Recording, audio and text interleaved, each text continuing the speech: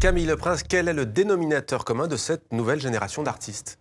Alors je pense que le dénominateur commun, c'est déjà peut-être un ancrage historique.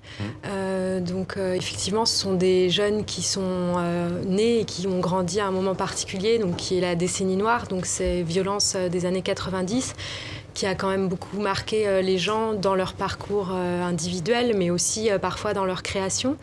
Et puis ensuite, c'est vrai qu'aujourd'hui, ils ont envie de se démarquer parfois d'un traitement médiatique de l'actualité de leur région.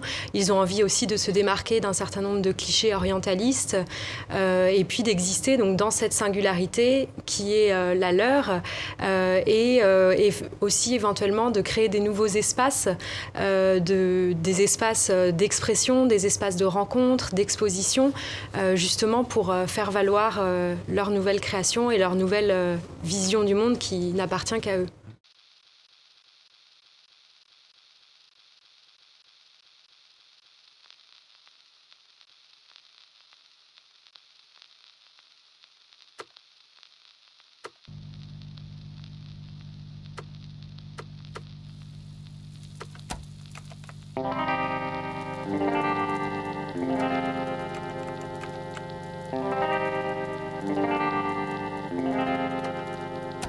Le jour où j'ai commencé à peindre, en fait, j'ai arrêté de réfléchir, ni de penser.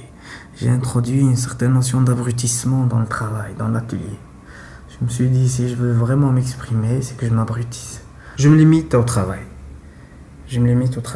Parce que aller dans une dimension on va dire, de lutte ou là, essayer de provoquer une révolution artistique ou là, stylistique ou là, de s'imposer en tant que jeune, ça peut pas se faire. C'est pour témoigner, c'est tout. C'est plus, tu tiens une position de témoin. Je me réduis à ça. Je témoigne de mon temps. Je suis un témoin de ma génération, je sais pas, de tout ce qui se passe autour de moi.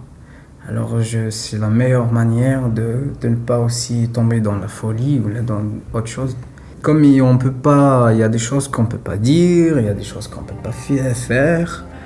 Quelque part, la peinture me permet tout ça, quoi. C'est quelque chose de très noble et c'est quelque chose qui laisse surtout de la trace.